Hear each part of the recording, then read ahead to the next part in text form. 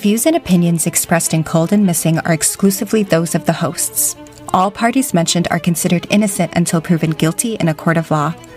Cold and Missing also contains adult themes and languages and is intended for a mature audience. Listener discretion is advised.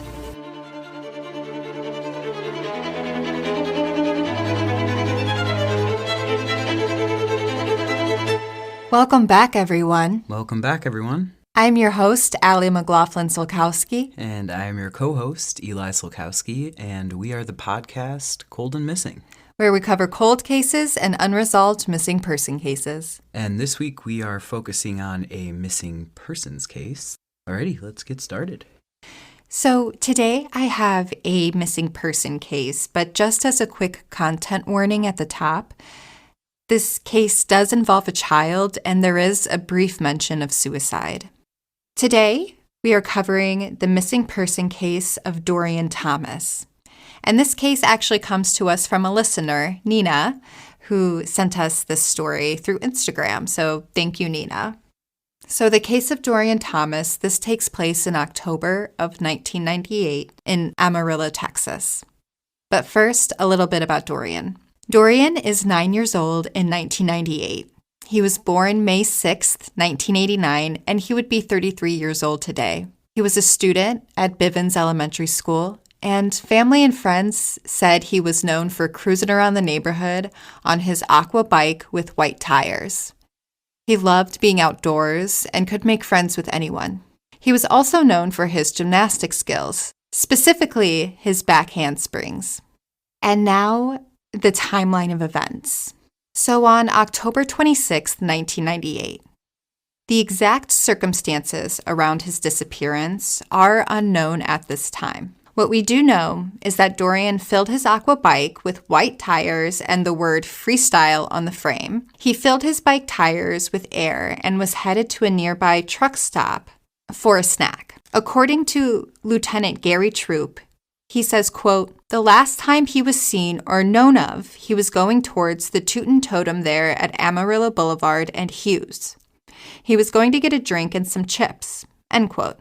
The Tootin' Totem was very close to his house. Dorian lived at the 1300 block of Northwest 9th Avenue. It would have taken, at the most, 3 minutes to bike there. Dorian was wearing a red shirt and blue jeans. When Dorian didn't come home as night fell, no one was immediately worried. Lieutenant Eric Bohannon says, quote, "Usually, he was pretty easy to find. He was a pretty well-known kid. They knew of some of the homes he would go to and some of the neighbors. When that didn't prove fruitful, they started realizing that things were not as they should be," end quote.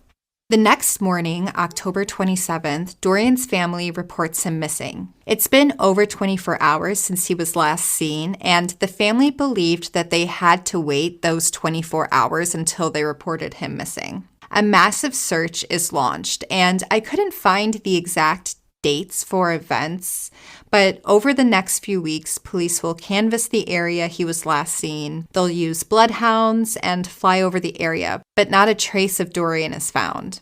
To date, his bicycle has never been recovered. On November 10th, 1998, so this is 2 weeks after Dorian went missing, police, desperate for clues, send divers to Martin Road Lake to look for clues. Police Chief Jerry Neal says at the time, quote, "I made the decision based on some of the information we've heard about him spending time around there. And you just never know," end quote. According to Dorian's family, he liked to play there. Ultimately, nothing is found, and police turn the case over to the Potter Randall Special Crimes Unit on November 12th. On Friday, November 20th, so this is 25 days since Dorian has been missing, police call off all organized searches for Dorian. Police Chief Jerry Neal says, quote, "As far as the organized searches go, we've pretty much exhausted all possibilities," end quote. But then the next week, November 22nd, police turn their attention to a drifter named Brandon Wilson. He had murdered a 9-year-old boy in a park bathroom in Oceanside, California on November 14th. The boy was at the park for a family reunion, and his aunt was waiting just outside the bathroom when Brandon Wilson murdered him. Wilson will ultimately confess and be put on death row. Police in Amarillo believed that he was in the area when Dorian disappeared. Brandon Wilson will die by suicide on death row on November 16, 2011, leaving his involvement in Dorian's disappearance unanswered. Police also theorize about events that took place a year before Dorian's disappearance. In August of 1997, a year before Dorian disappeared, Dorian is playing with friends at the Hilltop Park when they find the body of Gloria Ann Covington. She was a sex worker who had been stabbed to death. Gloria's friend, Linda Gale Jackson, witnessed the murder and was injured herself in the attack. Linda said the murder happened inside a light-colored pickup truck. About a month later, Linda Gale Jackson was also murdered, and witnesses reported her also getting into a light-colored pickup truck. In September of 1998, so this is 1 month before Dorian went missing, a friend of both Gloria and Linda was beaten by a white man with red hair pulled into a ponytail, blue eyes, and a mustache. The victim ran to Dorian's mother's house for help, and the assailant followed her there. She says the suspect saw Dorian and had threatened to hurt her again. The murders and the attack remain unsolved, and investigators are unsure if these are linked with Dorian's disappearance. On January 18th, 1999, so back into the timeline of events here, we're in the new year, police put up billboards pleading with the public for information surrounding Dorian's disappearance. Dorian's mother, Pat Thomas, says, quote, "I just hope this does something. I appreciate what everybody's done, but I just hope this helps," end quote. And then the case really goes cold. Of course, local media will report the case at anniversaries. They'll bring it up, but there's no new clues, no new suspects, and no new information about what happened to Dorian or even the events surrounding his disappearance.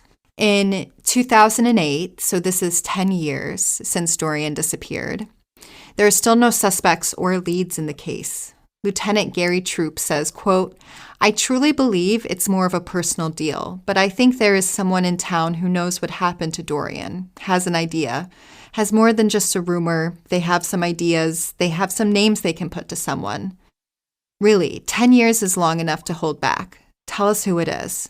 Mom needs that closure," end quote. In 2015, so this is 17 years since Dorian has been missing, police say that they have used dental records and DNA over the years to eliminate bodies found all across the country. Lieutenant Eric Bohannon says, quote, "Everyone seems to presume that something bad happened to Dorian, but he still could be alive," end quote.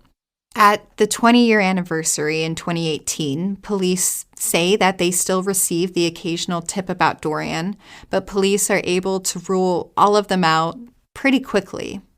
Lieutenant Bohannon says, quote, "The unfortunate thing is that people call us and say they saw someone who looks like Dorian in a city. They call about little Dorian. And I'm glad everyone is still thinking of him, but he would be 28 years old today," end quote. In March of 2022, so this is 24 years Dorian has been missing, Dorian's brother, Brandon Thomas, starts a petition to get a street in Amarillo named after Dorian. Brandon says, quote, "Just some way to commemorate him, so that his memory lives on. Because a lot of people here, it affected a lot of people, more than I thought," end quote. And Brandon was successful in getting those signatures, so that is something that is in the works in Amarillo, the renaming of a street after Dorian. But if you know anything about the disappearance of Dorien Thomas in October of 1998 or his whereabouts today, please reach out to the Amarillo Police at 806-378-3038. And the sources for today's podcast come from KFDA Amarillo, NBC News, myhighplains.com, Fort Worth Star-Telegram, the Austin American-Statesman, the Facts, the Tyler Courier-Times, the Marshall News-Messenger, and the Amarillo Globe-News. Okay, so that's the case of Dorien Thomas. Do you have any questions about the timeline? I don't have any questions about, like, how he went missing. I think I have. Well, let me start with just my first thought, and I'm sure some questions will come from that. It actually took me a minute to, I guess, like, find the red flag, or not red flag, but like where, as someone who is interested in true crime, I look for where something was maybe missed, And as I was listening, I was just listening, that part of my brain didn't turn on until the police officer, I believe, and you can answer me since it's kind of a question, who said it just seems like maybe it was like a personal issue and that someone knows, like that it was... That was Lieutenant Gary Troop. Okay. That was my first major red flag, because if my kid was missing, I would want any officer on the case to be taking it very personally. Mm-hmm. I think that that's like the unique position of leadership that a police officer can have, honestly, is like care as personally as if it, like if it's your job and your life's work, you would think that that would be the reaction. And I just had an issue with that. Like it was, at least the way that I perceived it, it just felt like there, I'm an actor, so I'm using this, like there were no high stakes around it. It's like, well, we're just going to wait until someone tells us because we think that that's what it is. So, and like that didn't sit right with me. Mm-hmm. It's like then you focus all of your energy and dig through who you, if it's a personal issue and you don't want to get personal about it, then sift through the information of facts that you have about the people who were personally close to this child. I agree with you. And that's interesting because I didn't necessarily interpret that quote that way. I'm not saying you're wrong. I just don't know how else he would mean it. I took it as, I believe it's more of a personal deal. So I took that as somebody who knew him as opposed to like a stranger abduction.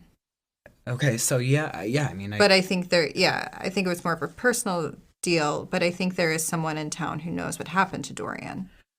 So, like, you don't be...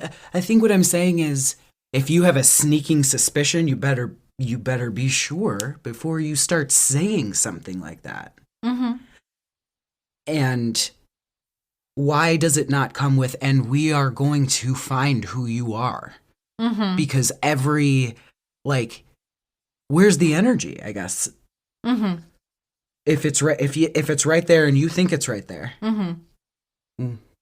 where are you? Mm-hmm.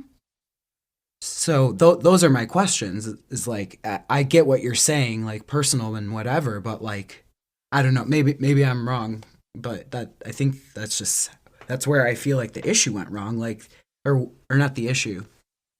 That's where I feel maybe an error occurred, is again, what we see in a lot of these cases is like, it becomes like a careless case over time. Mm-hmm. Yeah, and this quote is coming 10 years after Dorian disappeared.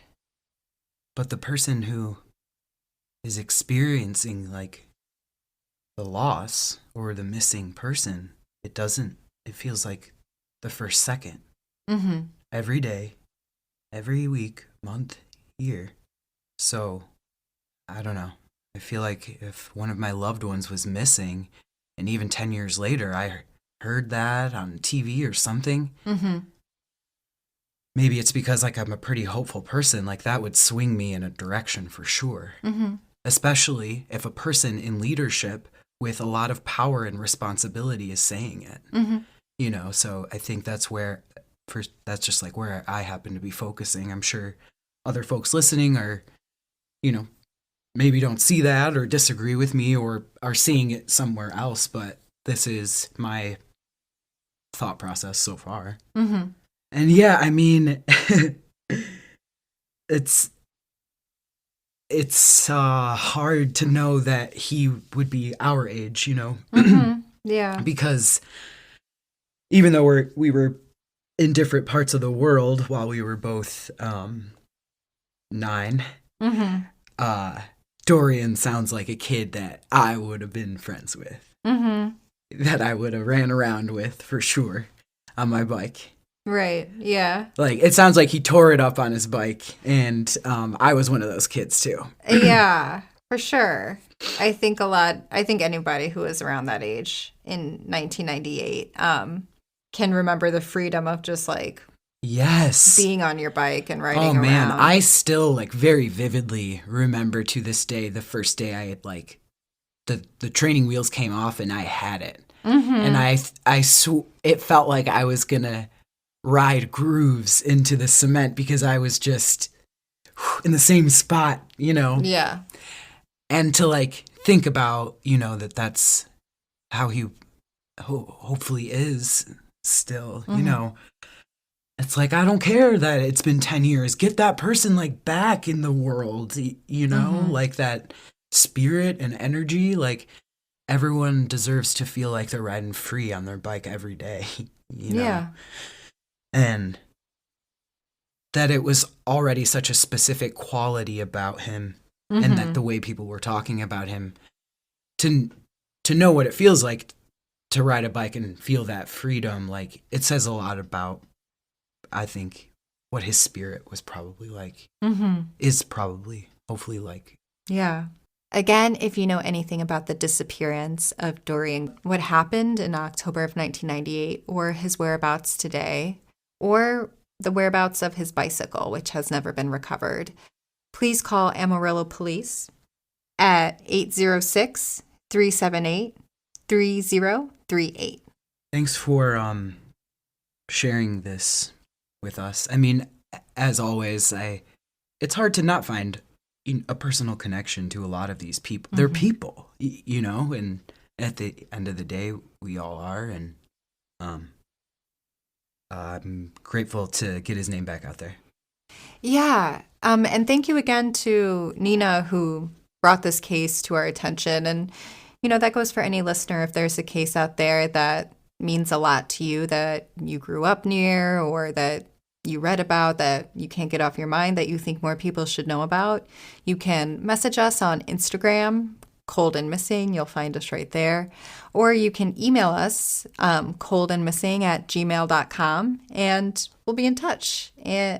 But this was great. This was, you know, when this case was brought to us, it was immediately important to me and was a case that I couldn't stop thinking about. So it was necessary to cover on the podcast as quickly as possible to get Dorian's name back out there. Because we should know where he is today or what happened to him. We should have those answers. It's been a long time, and his family is working to keep his memory alive. Hopefully we'll have an update soon. Once the street is renamed, we'll be able to do a quick update. We'll have that on our Instagram again. Yep. Cold and Missing. You can follow us there. And while you're in your podcast app, if you can go ahead and rate and review us, if you're in Apple Podcasts, or 5 stars. I'm going to take a second to actually just rate and review right now. And I wanted to go to this just before you kept going, but my wife isn't going to say this for herself. But when Allie hears someone's name who is, you know, part of a cold case or a missing case, she only has to hear it once and she will never forget that person. So when she says to you, like, please send them, like, I know I'm partial because she's my wife, but like, send them here because these are cases that can be held and like held safely. And yeah, so that's a little review for you, babe. Okay. Thank you. Yeah. But back to the context. No, we already did it. Yeah, you can rate and review us in your podcast app or subscribe. You'll never miss an episode that way. And that's it. That's it. That's all I have for this week. We'll be back next week with episode 34. So have a good week and stay safe, y'all. Stay safe, y'all.